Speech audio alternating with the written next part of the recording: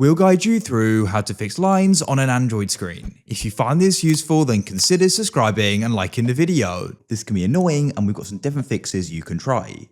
So first of all, this could just be a software problem. To try fixing this, hold down the side power button like so.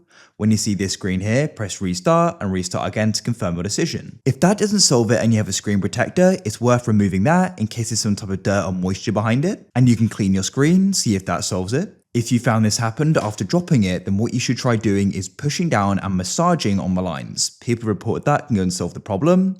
Don't be afraid to use a bit of pressure, obviously not too much, but go and see if that solves it. Go and see if that solves it. If it doesn't, go and open your settings, scroll down and find general management. Scroll to the bottom and find reset. And what you can try doing is doing a full factory data reset. This will lose everything, but if there's some type of software problem, that can solve it. If you still haven't managed to solve it, the screen may need replacing if it happened after you dropped it. So you may need to take it to a shop.